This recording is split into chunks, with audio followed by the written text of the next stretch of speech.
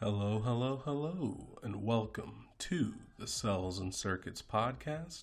I am your host, Chibeze Anakor, and on this episode, we'll be talking about Disney's shutdown of Blue Sky Studios. Then after that, we'll get into the aftermath of Microsoft's acquisition of Bethesda. Then after that, we'll get into the state of Android messaging 2 years after Allo. And without further ado, let's jump right into it. All right, so first up, welcome back. I know it's been 2 weeks. I took last week off because I was just exhausted from the Sky Climbers interview and then the Gaming Advocate interview a few days after that. So yeah, the beginning of this month was pretty exhausting for me, but it was awesome nonetheless. So I'm happy that it happened. But yeah, I just needed to take a week break and reset, and now I'm ready to get back into it. So first up, we're going to talk about Disney's shutdown of Blue Sky Studios because I haven't talked about this on the show before. So let me go ahead and get my thoughts just out of the way. Let's do it. So over a month ago, Disney announced that it would be shutting down Blue Sky Studios. And the studio was home to about 450 employees in Greenwich, Connecticut. And that studio was probably one of the only theatrical grade animation studios on the East Coast. So you could tell that people were pretty heartbroken about this announcement. And also Disney announced that that their final day would be in April. So yeah, hang on. All right, that's better. So yeah, the studio's not shut down yet, but it is winding down operations to prepare for that shutdown. So, um, yeah, it was pretty frustrating. A lot of people were mad about this, and rightfully so. And I'll explain why. Disney, or I at least, or one of the things that was not really clear after Disney had acquired 21st Century Fox, which was how they got ownership of Blue Sky Studios in the first place, was Blue Sky's fate within Disney, because Disney already has two theatrical grade animation studios. They have Walt Disney Animation Studios, which is responsible for Frozen and Raya and the Last Dragon, which just released a couple weeks ago. And then they have Pixar, which is known for films like the Toy Story franchise, the Cars franchise, the Incredibles franchise, and so on and so forth. So Disney has two pretty talented and really experienced animation studios under its belt. So we weren't sure what adding a third one would do for Disney, and what they would do with the company. And people were worried that Blue Sky may be shut down, and unfortunately, with this announcement, those fears have come true. Another tidbit that I did want to mention was that Disney will retain Blue Sky's intellectual properties.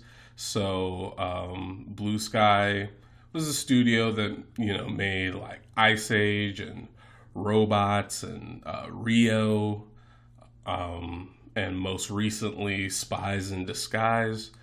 So Disney will retain Blue Sky's intellectual properties, but the studio is still going to be shut down. And I should also mention that Disney is working with the employees of Blue Sky Studios to try and find them other positions within Disney's other animation studios, like Disney or Walt Disney Animation Studios and Pixar. So at least some of those 450 employees may find jobs elsewhere within Disney.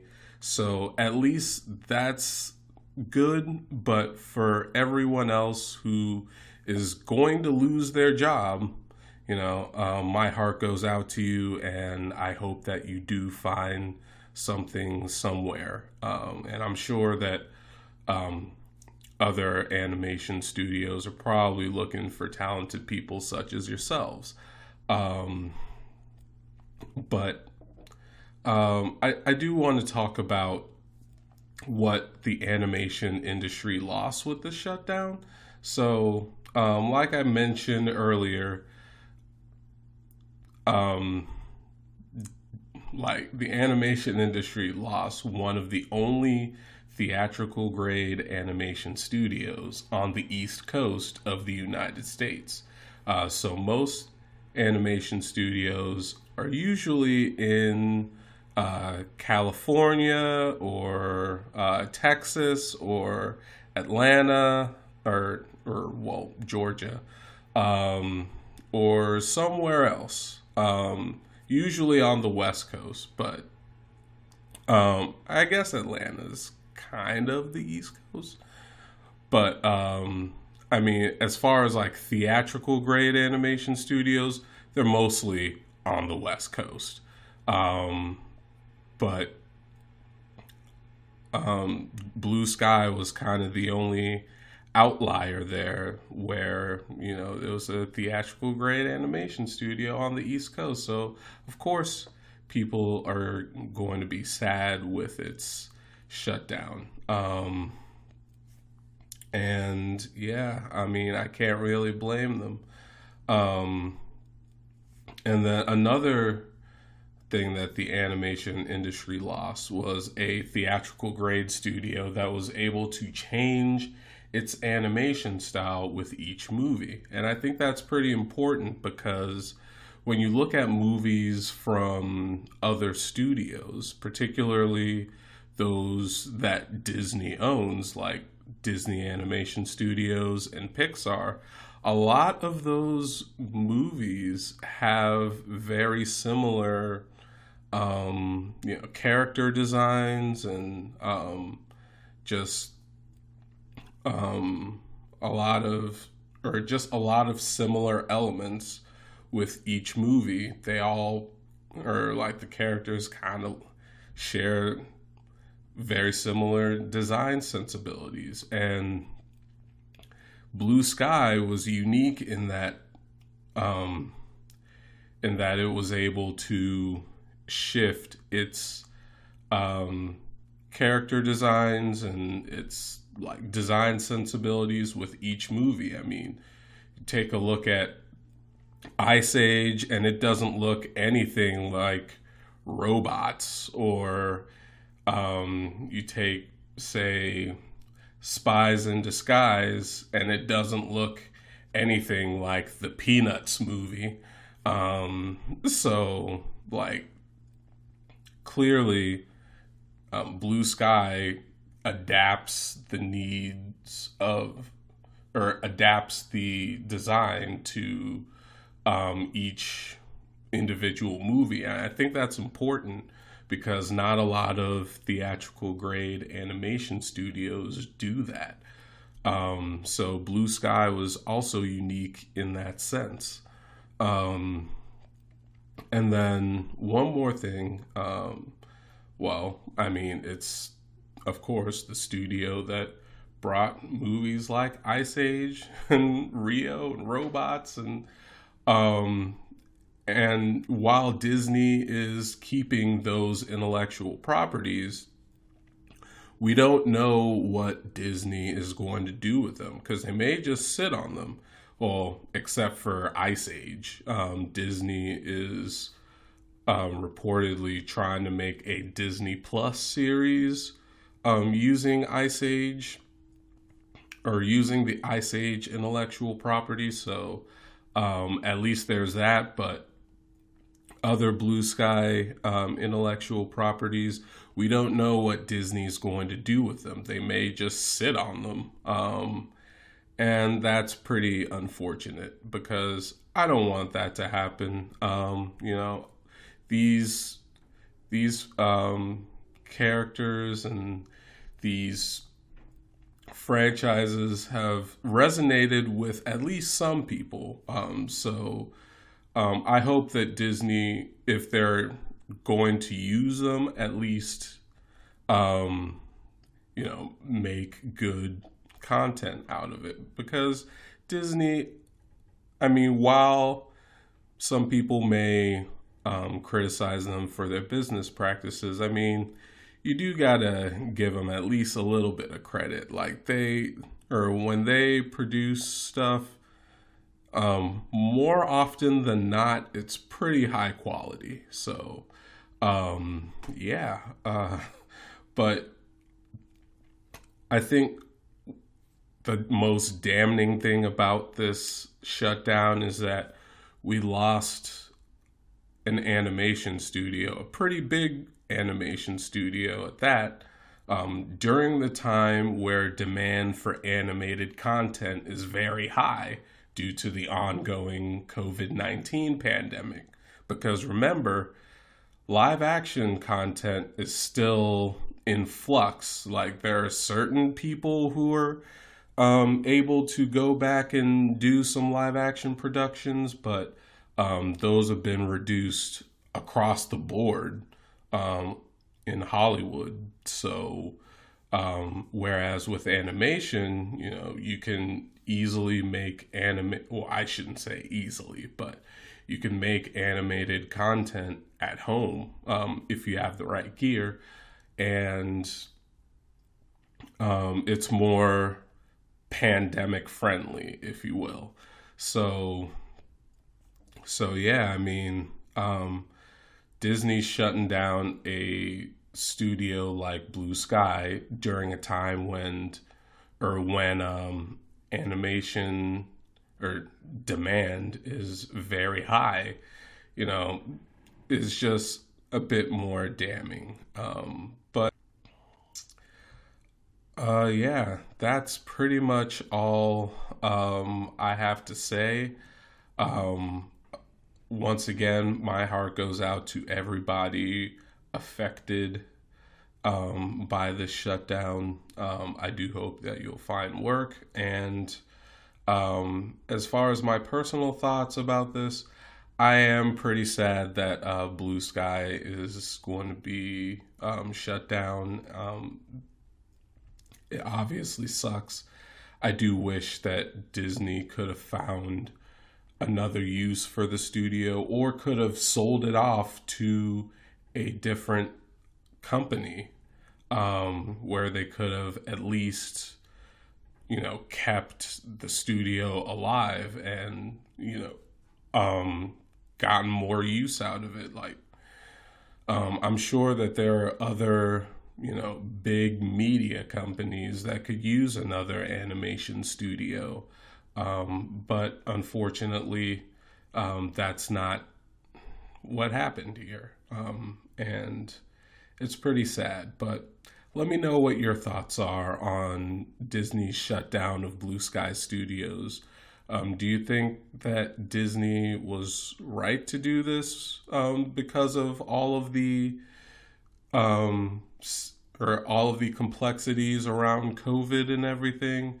Or do you think that, this is just further proof that Disney is becoming a monopoly and that they're a horrible company and what have you?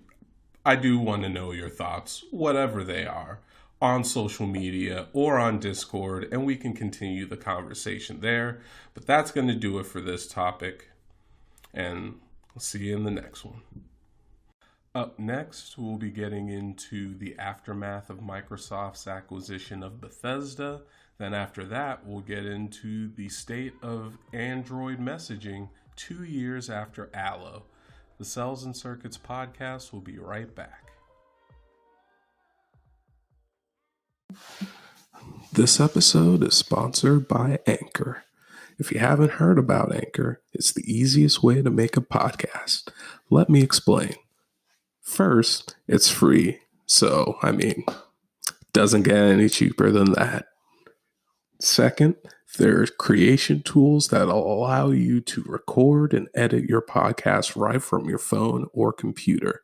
I'm editing this podcast from a Chromebook using the web, so it's pretty easy to do. If I can do it, you can certainly do it.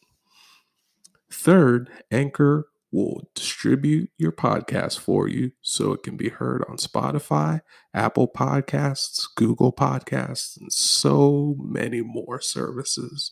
So you don't have to go to each individual podcast service and distribute it yourself. It automatically does that for you, so that's pretty awesome. Fourth, you can make money from your podcast with no minimum listenership. So, it's a pretty good way to make some money. And then, last but not least, it's everything you need to make a podcast in one place. So download the free Anchor app for iOS or Android, or go to Anchor.fm to get started.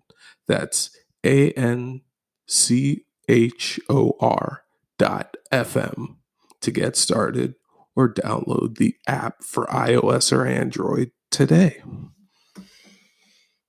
This episode is brought to you by Podgo. Podgo is the easiest way for you to monetize your podcast. It provides podcasters with a flat rate for ad space, so you always know how much you get when you include an ad from Podgo. Apply today to become a member and immediately be connected with advertisers that fit your audience. That's podgo.co at podgo.co, and be sure to add the Cels and Circuits podcast in the How Did You Hear About Podgo section of the application, which really helps out the show. Hey Cels and Circuits listeners, did you know that we now have a merch store? It's true. In partnership with Bonfire, we've launched the Cels and Circuits shop, where you can find t-shirts, hoodies, face masks, and more. So hit the link in the show notes to visit the Cels and Circuits shop and start getting your merch today. It really does help out the show. Thanks for your support, and now, back to the show. Welcome back, and now it's time to talk about the aftermath of Microsoft's acquisition of Bethesda. So if you don't know, Microsoft's acquisition of ZeniMax Media, which is the owner of Bethesda, as well as other studios, at close last week for $7.5 billion, which is absolutely insane. So that means that the following studios are now under Microsoft's control, including Alpha Dog Games, Arcane Studios, Bethesda Softworks, id Software, Machine Games, Roundhouse Studios, Tango Gameworks, and ZeniMax Online Studios. So all of those companies that I just mentioned are now owned by Microsoft. And we'll get into the pros and cons of this acquisition because, there are some good things to come of this, but there are also some bad things to come of this. Or, and there are, and it also leaves questions about where Xbox Game Studios come or goes from here. So, um, yeah, we're gonna get into all of that. So, first, let's get into the pros of this acquisition. The most obvious one should be that Xbox Game Pass's value immediately strengthens with most of ZeniMax titles all but confirmed for the service. So, with Microsoft now pushing Game Pass harder than ever, including with cloud streaming via Game Pass Ultimate, and with all of the first party titles that are pretty much not leaving Xbox Game Pass ever. Now you have even more first party titles, or even more first party titles coming to Game Pass via the ZeniMax acquisition. So all of ZeniMax's titles are pretty much fair game for Xbox Game Pass, with 20 of them having hit the service already. And we don't know if, or I don't know if there are more ZeniMax titles that still need to come to the service, but I do know that there are quite a lot of ZeniMax titles that people want to play that are already on the service, like the week that the acquisition closed. So that's pretty cool. Another thing, or another pro of this acquisition, is that Microsoft gets access to id Tech, which, if you don't know, is a game engine that was created by id Software and is used in games like Doom and some other ZeniMax titles. They use id Software, and I believe they even at one point licensed it to third-party studios before ZeniMax acquired id Software. So it's been used in other companies' games too. So it should be interesting to see what Microsoft would do with id Tech, because now they don't have to or they don't have to license game engines like Epic Games' Unreal Engine, or they don't have to license that for future titles for other Xbox game studios, like, Ninja Theory or 343 Industries, or maybe even Playground Games. So other Xbox game studios could use id Tech to make their own games, and Microsoft, which owns all of them, doesn't have to pay Epic Games a fee to use Unreal Engine in their game, since Microsoft will owns id Tech, which is the engine. They can use their own first-party engine now across all of their other Xbox Game Studios titles. So that should be an interesting development, and and that's something to watch out for in the future for Xbox Game Studios titles. And then another pro for this acquisition is that ZeniMax's studios get backing and support from a $1 trillion+ company. So, I mean, I or that one's pretty self-explanatory. So, I mean, with all of Microsoft's fuck you money, basically, uh, ZeniMax's studios can get all the backing and support and all the QA testing that they need done and everything because they're owned by Microsoft. And then a another Microsoft specific pros that Microsoft gets all of the ZeniMax intellectual property or IP. So they could use so other Xbox game studios could use maybe some IP that ZeniMax has sat on for a while and could revive it. Those are kind of the possibilities now with Microsoft owning ZeniMax IP. And then another pro is that Microsoft owns its first Japanese studio in Tango Gameworks. So Microsoft and the Xbox platform have struggled in Japan. So hopefully, with Tango Gameworks being their first Japanese studio, hopefully we could see them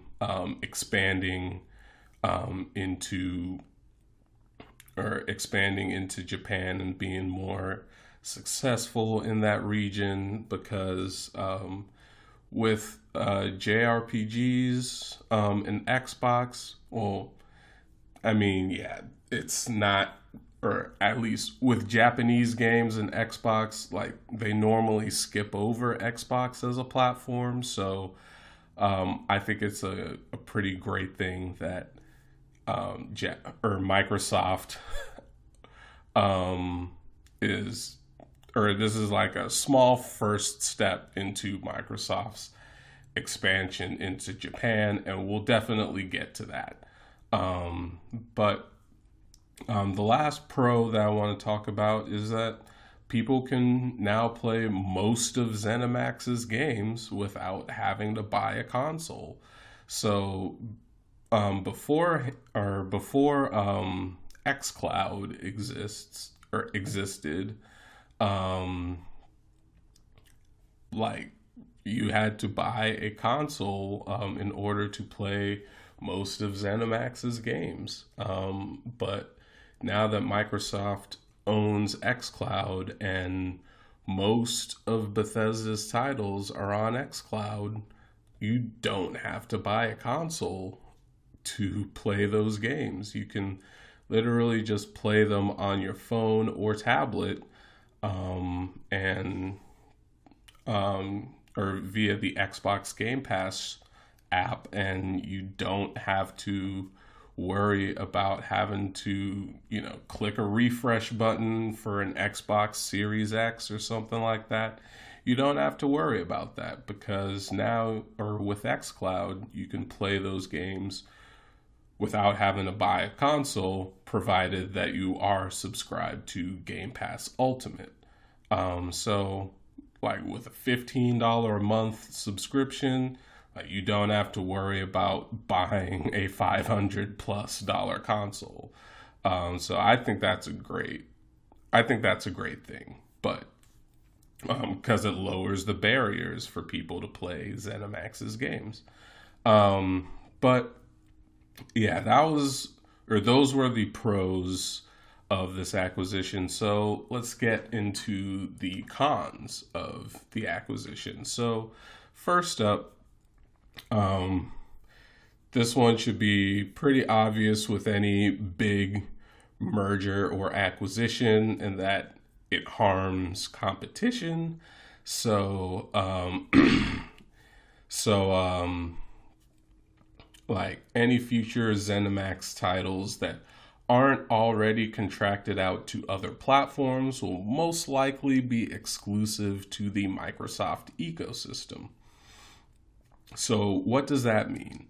It means that with ZeniMax, if they don't already have a contract in place to put a game on certain platforms like, say, PlayStation or Google Stadia or the Nintendo Switch or whatever comes after the Nintendo Switch, um, those will most likely be exclusive to the Microsoft ecosystem, which nowadays wouldn't be that big of a deal because, again, Game Pass Ultimate with cloud streaming exists. And so you don't even have to buy a console to play those games. Um, but I mean, I could see how that could definitely exclude, or it still excludes some people. So, which is not a good thing. In the or at the end of the day, it's not a good thing. So, so yeah, I could definitely see, and people have mentioned that. So yeah, not great for competition. So, platforms like PlayStation, Google Stadia, and the Nintendo Switch, and whatever comes after it, lose out on future ZeniMax games. Um, so PlayStation already has like a couple in development, like what was it? Deathloop and Ghostwire Tokyo.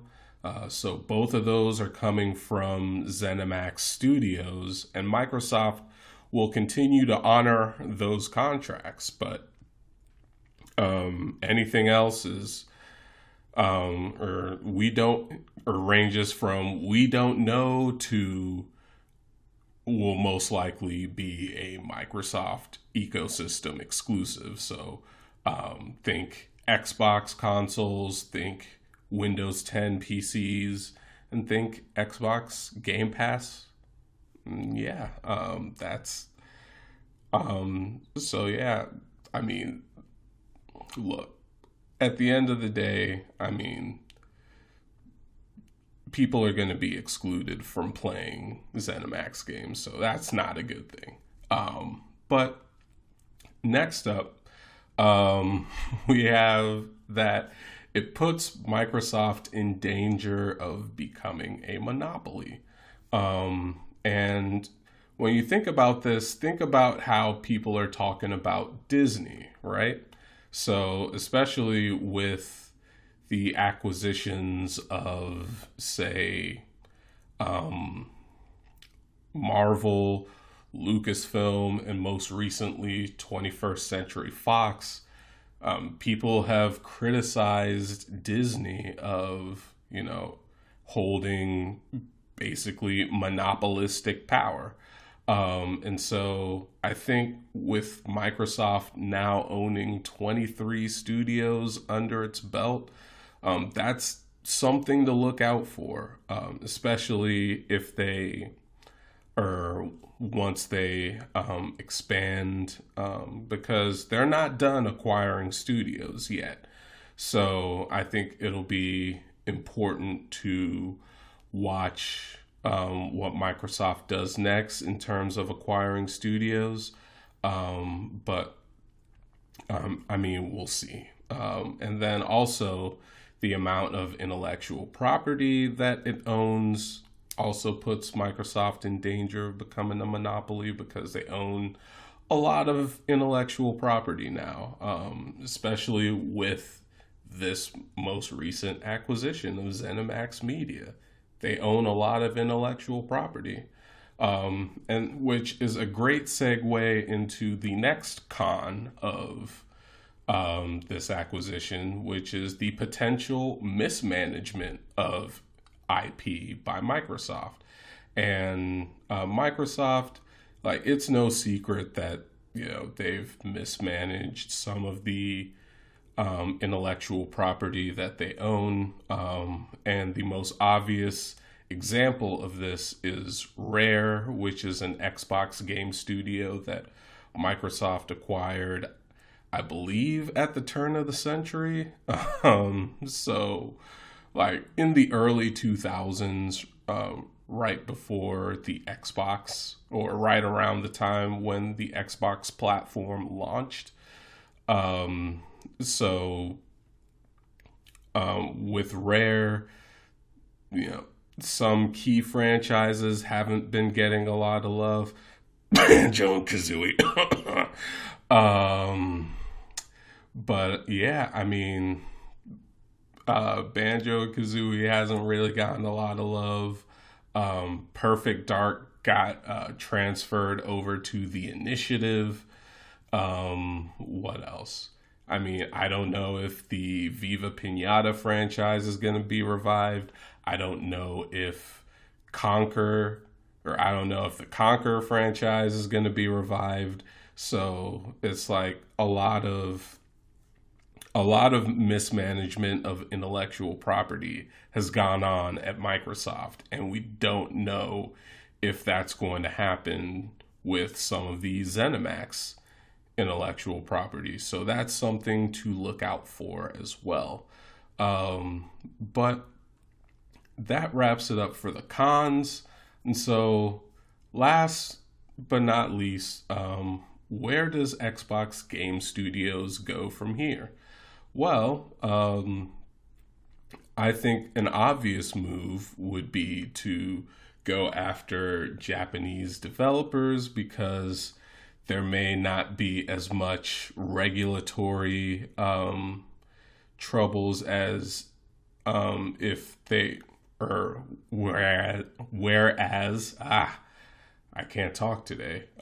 Whereas if they were to go after like certain developers in the US or the EU, they may have to go through some regulatory troubles in order to make that happen. Because I think with the US and the EU, they may or may not know how big Microsoft is in the video games industry. So, whereas with Japan, that's kind, or regulatory issues may not really exist over there, because Microsoft isn't a huge player in the video game space in Japan. So I don't think they'll go through as much trouble grabbing some Japanese developers for the Xbox platform.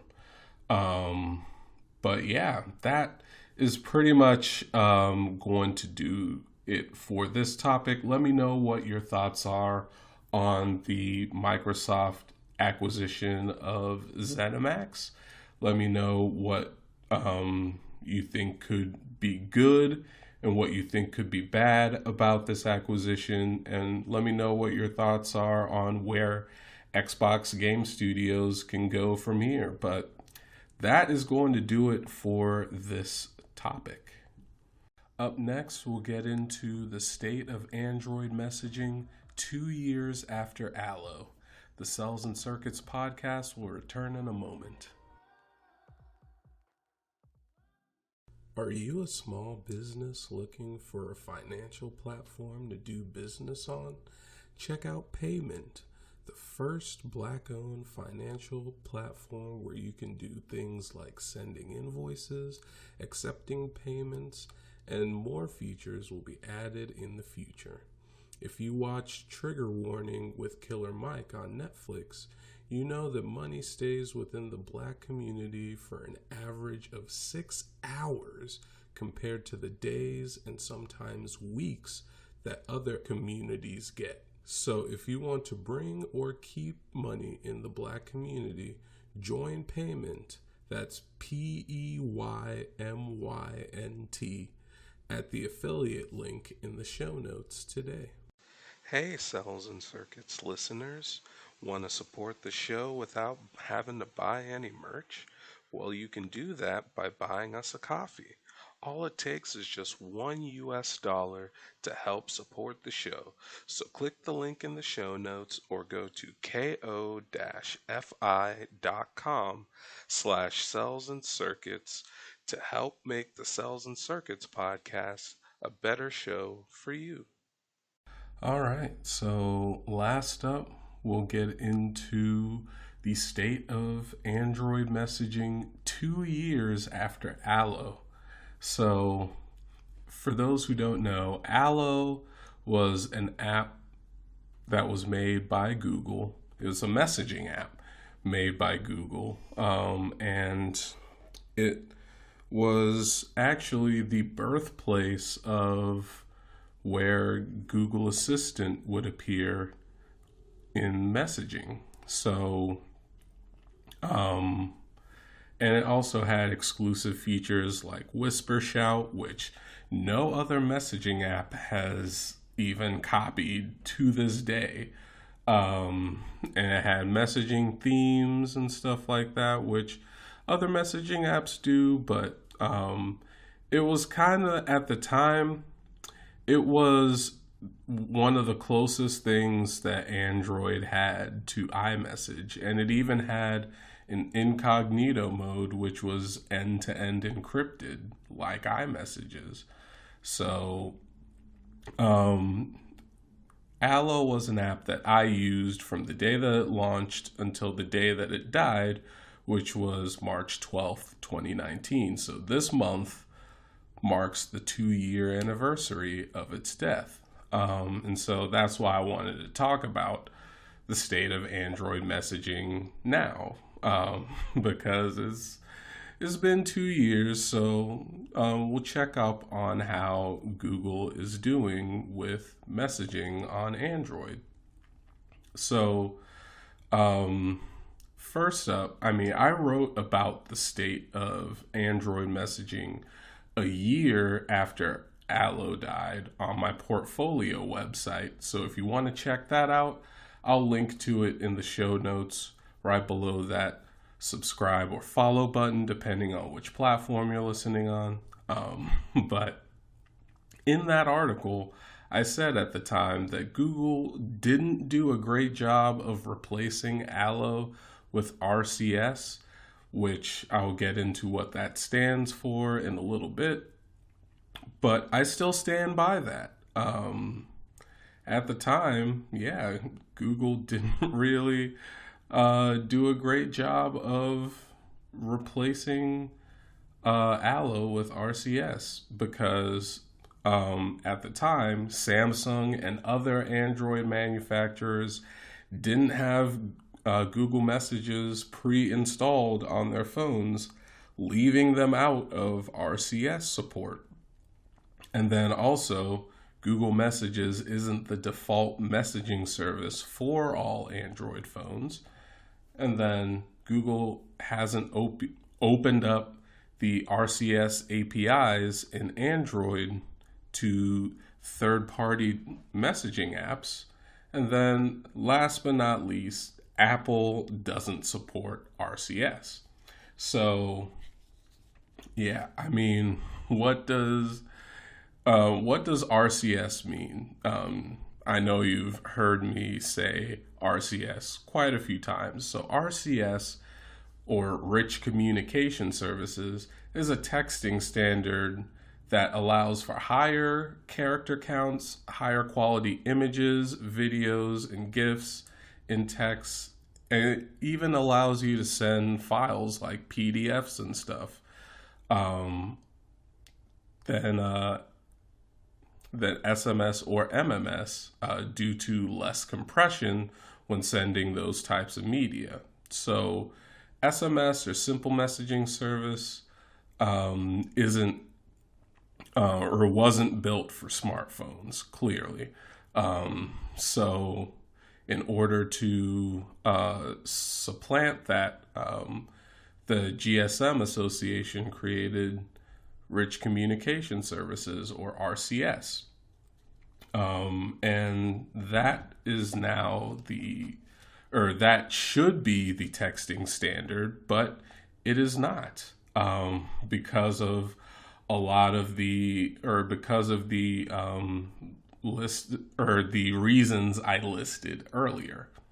And, and RCS, I think RCS should be on all phones. It doesn't matter what manufacturer Doesn't matter what operating system, whether it's Android or iOS or whatever, RCS should be on all phones. But it is not. And that is unfortunate. And it has, pretty bad societal effects, especially here in the US, because now that leads to the whole green bubble versus blue bubble thing, and which has destroyed things like relationships and friendships and things like that. And it's not good. Its effect on society, especially here in the U.S., is not good.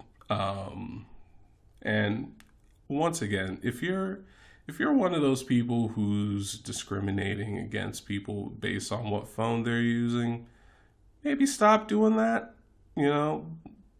That's not cool. Kind of makes you look like an asshole. Just saying. But anyway, let's get more into what has improved in the last year. So ever since I wrote that article, there have been things that have improved in terms of RCS adoption, such as worldwide support for RCS as long as Google Messages is your default texting app. So if your phone has Google Messages, then that means that you already have RCS and you don't really need to do anything else, as long as that is the default texting app. But if you don't have RCS, or if you don't have Google Messages installed on your phone, I'll leave a link to the Google Play Store link where you can install Google Messages and make it your default texting app so that you have RCS and you can send high quality videos and images and GIFs and stuff like that without having to really do anything else. That's it. So worldwide support for RCS is already here thanks to Google Messages, but also Android manufacturers like Samsung and OnePlus and more have Google Messages pre-installed on their phones. So that is a great move. And I think that'll definitely increase adoption, because some users may not have the technical know-how to just install Google Messages if they don't have it installed and set it as the default texting app. So trying to make it as seamless as possible is the best move to make, in my opinion.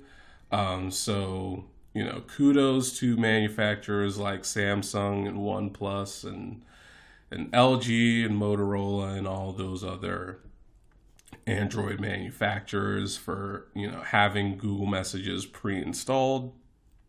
And then to take it a step further, OnePlus, a Android manufacturer that has traditionally had its own messaging app,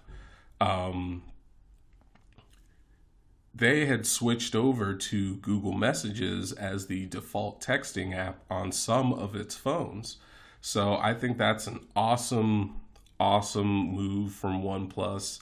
And since Google hasn't opened up the third-party APIs or the RCS APIs to third-party messaging apps, I think switching over to Google Messages was definitely the right move. So kudos to OnePlus for that. And OnePlus has been making a name in the smartphones for years. So I think that's awesome that now people have access to RCS from their phones.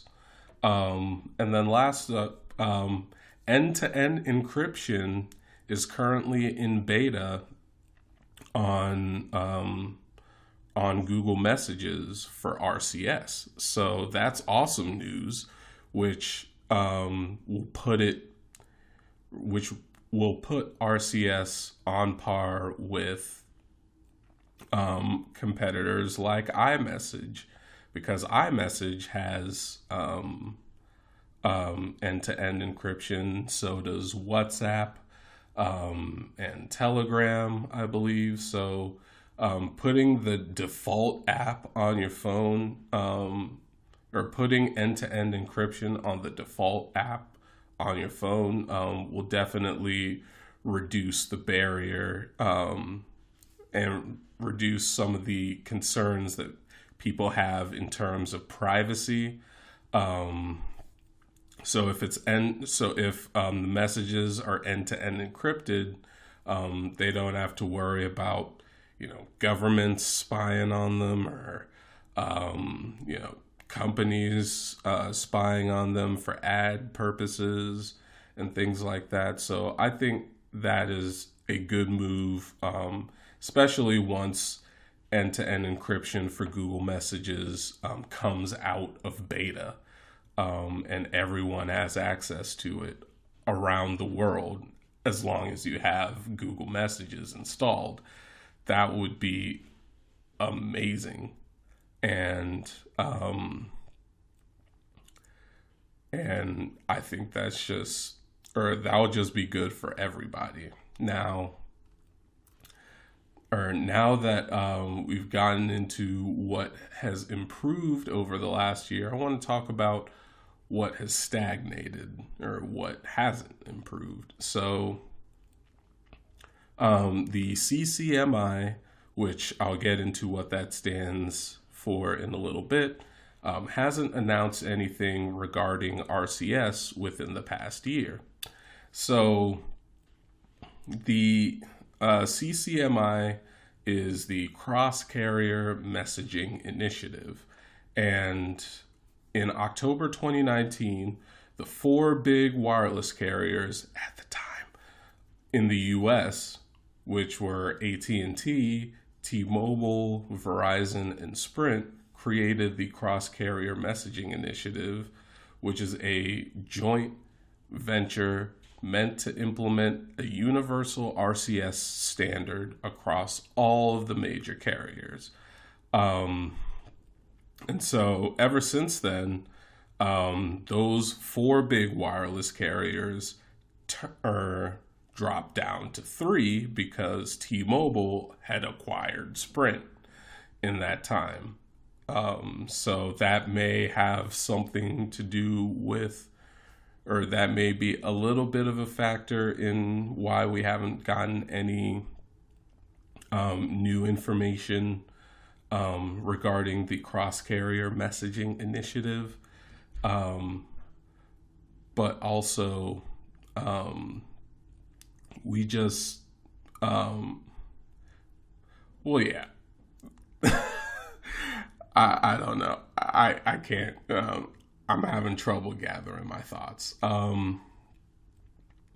So in October 2019, the CCMI was created, but we haven't really gotten any information regarding that. And so I think that's something that's holding up RCS's,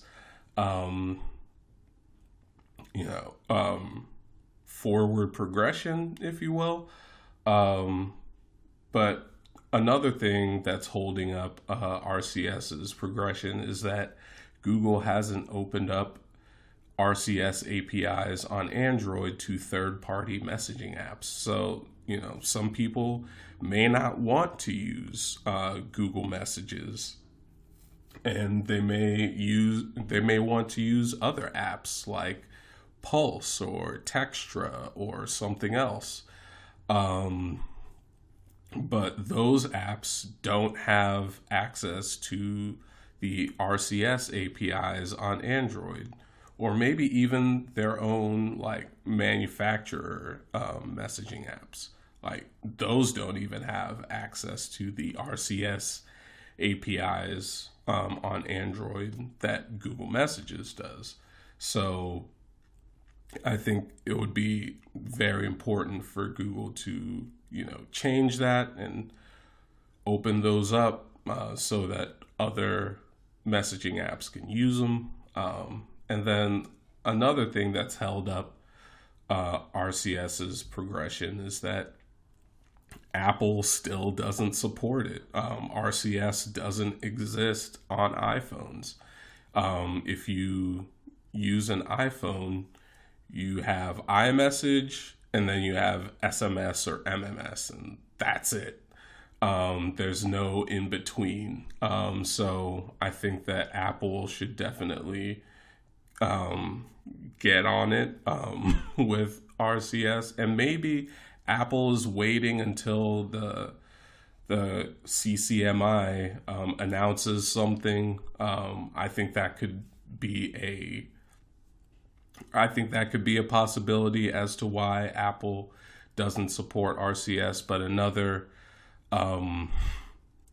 another possibility is that Apple probably just doesn't want to support RCS because it may drive people away from the iPhone, which is, which makes up a very significant part of Apple's revenue. I think it's over half of Apple's revenue comes from the iPhone. So if people move away from iPhones, then Apple gets less revenue. And, for Apple, that's not good, even though they're one of the richest companies on the planet, but whatever.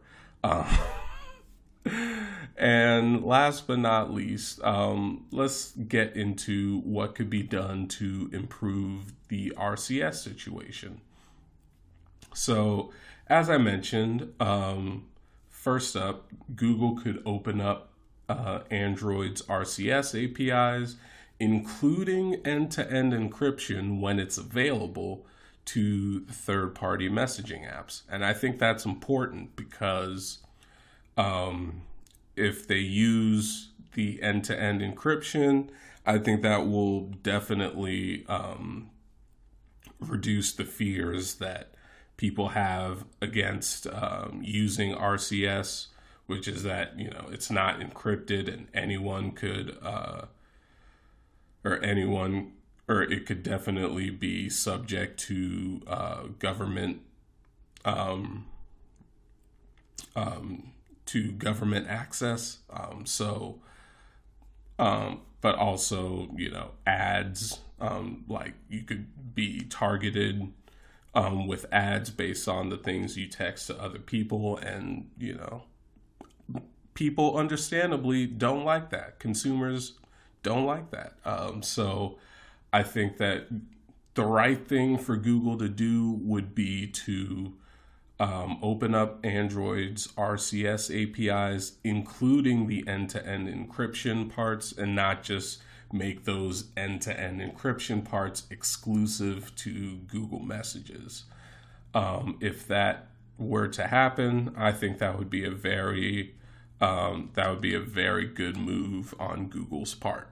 And then next up, there are still some Android manufacturers that use their own messaging apps, and if Google isn't gonna open up the RCS APIs to third-party messaging apps, then the next best thing that they could do is strike deals with Android phone manufacturers to make Google Messages the default texting app on their devices, which would enable people to have access to RCS and would enable people to use it over apps like WhatsApp or Telegram or things like that. I think that would be pretty important or that would be a pretty important move for Google to make.